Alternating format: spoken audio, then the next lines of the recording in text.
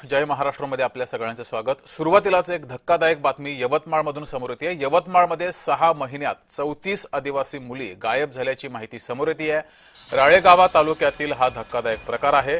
मानवी तस्करी होत असल्याची माहिती समोर आली आहे। एक मुलगी आणि तिच्या प्रियकराची ऑडिओ क्लिप सुद्धा या संदर्भातील समोर आली आहे। जय महाराष्ट्राच्या हाती ही ऑडिओ क्लिप लागली आहे, मात्र जय महाराष्ट्र या ऑडिओ क्लिपची पुष्टी करत नाहीये। तर आदिवासी विकास मंत्री डॉक्टर अशोक उईकेंकडून या प्रकरणाची दखल घेतली आहे। धक्कादायक प्रकार हा यवतमाळमध्ये घडलाय।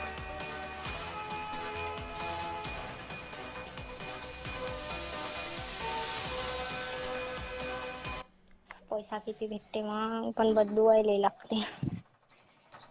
तुला काय वाटतं चांगलं काम आहे? नाही मला चांगलं नाही वाटत बा। सांगत हा पैसा भेटते पण बदलवायला लागते। अच्छा अच्छा। तिघ चौकच आहे का बघते म्हणजे पोरी विकते ना काढते? बाप रे, फक्त 3 रॉकेट आहे यांचं। बाप रे, तुला काय माहिती नाही या कामात। बाप रे, आता पूनम आत्या आहे, बापरे किती सारे जण आहे सांगूच नको। मेन कोण आहे मग समजायचं? याच्यात मेन कोणीच नाही, सगळेच जण मेन आहे काम लावणारे। अच्छा। पैशाचा आमिष दाखवून त्यांना मोठमोठे स्वप्न दाखवून त्यांची मानव तस्करी करणे, 15 वर्षाच्या मुलीला 45 वर्षाच्या 50 वर्षाच्या पुरुषाला विकणे, त्याचं खोटं लग्न करून देणे, तिचं पुढे ह्युमन ट्रॅफिकिंग करणे असंही आहे। याच्यामध्ये लव जिहादचा एक अँगल आला आहे, कारण या ऑडिओ क्लिपमध्ये असं लक्षात आलं की मजहर कुरेशी आणि त्याची मिसेस हे दोघं हे पूर्ण सिंडिकेट चालवत आहेत आणि या सिंडिकेटच्या माध्यमातून हिंदू मुलींचं धर्मांतरण करणे आणि त्यांना पुढे वेश्या व्यवसाय करणे अशी शंका यामध्ये उपस्थित होते आहे। आपल्यासोबत आदिवासी विकास मंत्री डॉक्टर अशोक उईके हे जोडलेले आहेत। उईकेजी, आपलं जय महाराष्ट्रमध्ये स्वागत। यवतमाळमध्ये इतका धक्कादायक प्रकार घडलेला आहे, ऑडिओ क्लिप ही माध्यमांच्या हाती लागते, मात्र पोलीस अद्यापही या संदर्भात कारवाई करत नाहीत। काय नेमकं चाललंय राज्यात? 100% पोलीस डिपार्टमेंट चौकशी करत आहे। पोलीस डिपार्टमेंटनं कुठल्याही प्रकारचं दुर्लक्ष केलं नाही। तात्काळ पोलीस डिपार्टमेंटना माहिती मिळाल्यावर पोलीस डिपार्टमेंटनं त्या आरोपींना पकडलं, त्यांना ताब्यात घेतलं, त्यांच्यावर गुन्हे दाखल केलेले आहे। अझर कुरेशी म्हणून एक व्यक्ती आहे आणि त्यांच्या दोन्ही पत्नी, त्यांना त्यांनी ताब्यात घेतलेलं आहे। 100% पोलीस डिपार्टमेंट कुठल्याही प्रकारचं दुर्लक्ष किंवा दिरंगाई करत आहे, हे बिलकुल तुम्ही जे बोलत आहे सत्य नाही।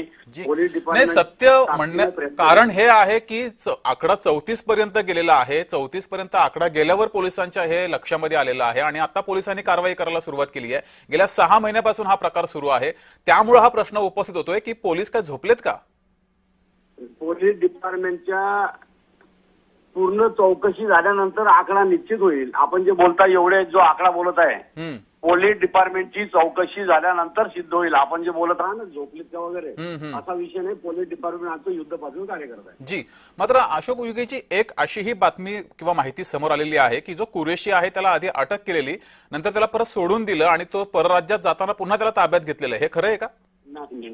नाही, सोडलंही नाही।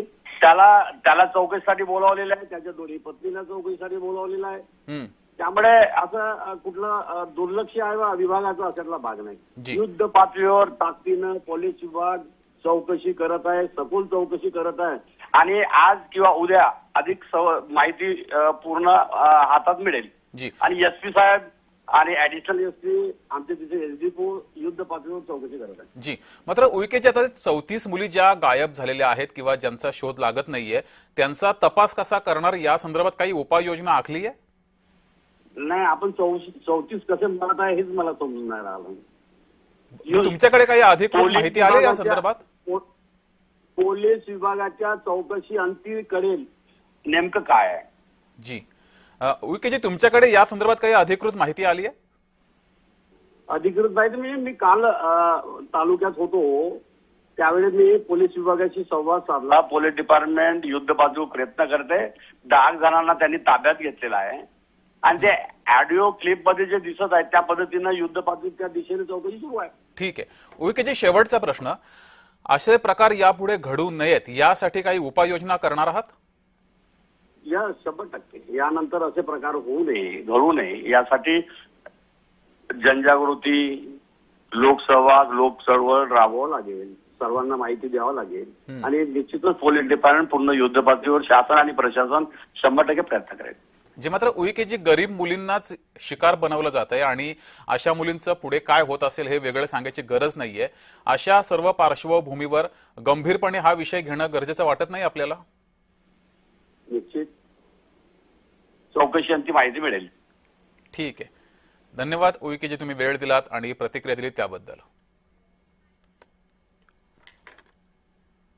काल एक ऑडिओ क्लिप अशा स्वरूपाची प्रसारित झालेली होती. ती ऑडिओ क्लिप पोलिसांपर्यंत मिळाली. त्याच्यामध्ये जेवढ्या आरोपींचं नाव आहे, त्यात महिला आरोपी असतील किंवा पुरुष असतील, त्या सर्वांना पोलीस स्टेशनला बोलून, राळेगाव पोलीस स्टेशनला आपण सखोल चौकशी केलेली आहे आणि आतूनही ती करीत आहोत.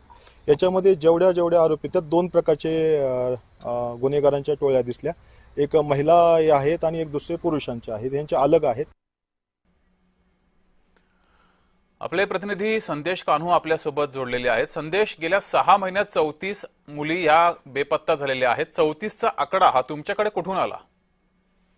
निश्चितच जगदीश, मानवी तस्करीचा हा गंभीर प्रकार जो आहे तो आदिवासी विकास मंत्री यांच्या मतदारसंघातच उघड झाल्यामुळे आदिवासी मुली सुरक्षित नसल्याचा आरोप सध्या समाज माध्यमातून होतोय. यामुळे एक मोठी खळबळ उडाली आहे. या प्रकरणाची आदिवासी विकास मंत्री यांनी खुद्द दखल घेतली असली तरी सुद्धा या प्रकरणी अद्यापपर्यंत गुन्हा दाखल झालेला नाहीये आणि कुठेतरी आरोपींना अभय देण्याचं काम सुरू असल्याचं बोलल्या जात आहे. यामध्ये पोलीस प्रशासनाने सखोल चौकशी करून दोषींवर कठोर कारवाई करून सर्व मुलींची परराज्यात या मुलींना विकण्यात आलं आहे. देह व्यापारामध्ये सुद्धा गोवल्या गेल्याचा मोठा आरोप होतोय आणि यांच्या पालकांना सुद्धा पैशाचं आमिष दाखवून कुठेतरी त्यांना दाबण्याचा प्रयत्न केला जातोय. संदेश, आपण आता आदिवासी मंत्री अशोक उईके यांच्यासोबतच बातचीत केली. ते 34चा आकडा मान्य करायला तयार नाहीये. तुमच्याकडे हा आकडा कुठून आला? पोलीस प्रशासनाकडून मिळाला?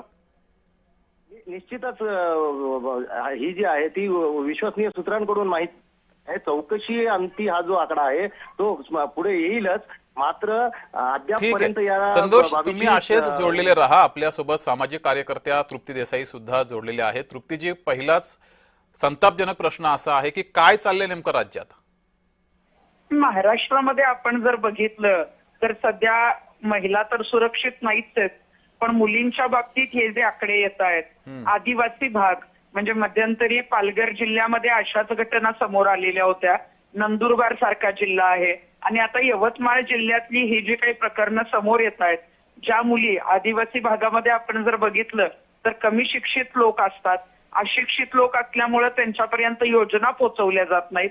आज आदिवासी मंत्रालय आहे, आदिवासी महामंडळ आहे, परंतु इतक्या कोटींचा निधी येऊन सुद्धा त्यांच्यासाठी ज्या आहेत त्या योजना किंवा त्या मुलींना शिक्षण देणं याच्यामध्ये ते कुठेतरी कमी पडतात आणि मग एजंटांची जी टोळी आहे त्याच्या माध्यमातून कुठेतरी अल्पवयीन मुलींना जी आहे ती भुरळ घालणं, त्यांचा सौदा करणं आणि तशा पद्धतीनं मुली गायब करून दुसऱ्या राज्यांमध्ये विकणं, अशा पद्धतीचं मोठं रॅकेट जे आहे ते मध्यंतरी सुद्धा पालघर भागातलं जे आहे ते बाहेर आलेलं होतं आणि आता ह्या घटना यवतमाळ जिल्ह्यामध्ये बाहेर येतात. आपल्या महाराष्ट्रामध्ये अशा पद्धतीनं मुलींच्या बाबतीत घटना घडणं हे खरोखर दुर्दैवी आहे. त्यामुळे गृहमंत्र्यांना माझी विनंती आहे की आता आदिवासी विभागाकडे लक्ष देणं गरजेचं आहे.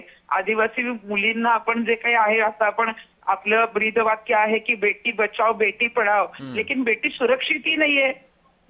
तुम्ही जोपर्यंत मुलींना सुरक्षितता देत नाही, जोपर्यंत मुली सुरक्षित असत नाहीत, तोपर्यंत आपण पुढच्या गोष्टी करू शकत नाही. आणि अशा एजंटांचे जे काही जाळं आहे, हे रॅकेट जे आहे ते उद्ध्वस्त करणं गरजेचं आहे. कारण मानवी तस्करी जर व्हायला लागली, मुली जर गायब व्हायला लागल्या तर हे गंभीर आहे. आपण इथं म्हणतोय की मुलींचा जो आहे तो जन्मदर कमी होतोय, परंतु ज्या मुली जन्माला आल्या त्या सुरक्षितच नाहीयेत, त्यांना आपण वाचवू शकत नाहीयेत, त्यांना दुसऱ्या राज्यामध्ये लोक घेऊन चाललेत. असे एजंट जेव्हा काम करतात तेव्हा आदिवासी महामंडळाच्या सदस्यांना माहित नाही का? आदिवासी आमदार येतात त्याच्यावर यांचा अभ्यास नाहीये का? मग हे प्रश्न का उचलले जात नाहीत? ही रॅकेट का उद्ध्वस्त केलं जात नाही? मुलींच्या बाबतीत कोणी सिरियस नाहीये का? त्यामुळे या संदर्भामध्ये आता तरी सरकारने जे आहे ते गंभीर होणं गरजेचं आहे. आणि अशा मात्र तृप्तीताई, पद्धतीने आताच आदिवासी मंत्री अशोक उईके यांच्यासोबत बातचीत केली तर त्यांना या संदर्भात अधिकृत आकडा सुद्धा माहिती नाहीये आणि गेल्या 6 महिन्यापासून हा प्रकार सुरू आहे. आकडा 34 पर्यंत गेलेला आहे. त्यानंतर हे प्रकरण समोर येत आहे. त्यामुळे अनेक सवाल या निमित्तानं उपस्थित होत आहेत ना. आदिवासी मंत्री जेव्हा काम करतात त्यांच्याकडे आदिवासी भाग आहे आणि आदिवासी भागामध्ये मुलींबरोबर जर अशा पद्धतीनं घटना घडत असतील आणि ते आकडे किंवा तिथं जे काही चालतं ते जर आदिवासी मंत्र्यांना माहीत नसेल तर हे जे बेजबाबदार मंत्री आहेत. म्हणजे त्यांना आदिवासी भाग देऊन सुद्धा ते आदिवासी समाजाचे असून सुद्धा आदिवासी समाजातल्या मुलींचं जर ते शिक्षण करू शकत नसतील, त्या जर गायब होत असतील, त्यांची जर तस्करी होत असेल, त्या बाबतीत त्यांना माहीत नसेल तर मग त्यांनी या पदावर राहून उपयोग काय? असे लोक तिथं जर मुलींची सुरक्षितताच करू शकत नसतील, त्यांना काही गोष्टी माहीतच ताई, नसतील, दुसरा तर असाही त्यांनी प्रश्न आहे राजीनामा की दिला आकडा पाहिजे. 34 पर्यंत जातोय. मग तिथले पोलीस प्रशासन नेमकं काय करतंय हाही प्रश्न आहे ना. हा आकडा जर इतक्या मोठ्या प्रमाणात असेल तर मी आपल्याला सांगितलं की हे प्रचंड गंभीर आहे. आदिवासी भागातले जे लोक आहेत ते गरीब आहेत, अशिक्षित आहेत आणि आपली मुलगी जर गायब झाली तर तिला शोधणं असेल किंवा पोलीस यंत्रणेकडे जाणं असेल किंवा खर्च करणं असेल, या गोष्टी सुद्धा त्यांना जमत नाहीत. त्यामुळे पोलीस यंत्रणेला या गोष्टी माहीत असतात, कारण त्या भागामध्ये काय चालतं, कुठल्या टोळ्या आहेत, काय करतात हे माहीत असून सुद्धा याबाबत कधी कुणी आवाज उठवत नाही. तिथले लोकप्रतिनिधी काही बोलत नाही. त्यामुळे पोलीस सुद्धा त्याच्याकडे कानाडोळा करतात आणि या गोष्टी बाहेर येऊ नयेत यासाठी प्रयत्न करतात. जी, मात्र आता या संदर्भात असे प्रकार पुन्हा घडू नयेत यासाठी काही गंभीर उपाययोजना करणं गरजेचं आहे. तुमच्या मध्ये अशा कोणत्या उपाययोजना आहेत की ज्यामुळे असे प्रकार थांबू शकतात? आपण जर बघितलं तर हा तर आदिवासी विभागाचा प्रश्न आहे. पण माझं म्हणणं आहे की सगळ्याच मुली आता अनेक ठिकाणी राज्यामध्ये आपण जर मुलींची गायब होण्याची जर प्रकरणं बघितली तर ती मोठ्या प्रमाणात वाढत आहेत आणि आदिवासी भागामध्ये तर विशेष लक्ष देणं गरजेचं आहे.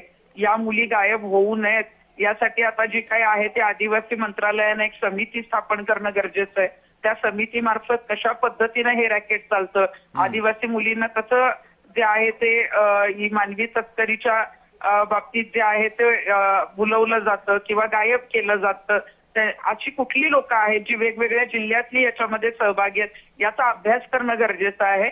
आणि हे रॅकेट पूर्णपणे जर उद्ध्वस्त केलं तर आदिवासी मुली ज्या आहेत त्या खूप चांगल्या पद्धतीनं तिथं न घाबरता राहू शकतील, शिकू शकतील आणि पुढे आपण जर बघितलं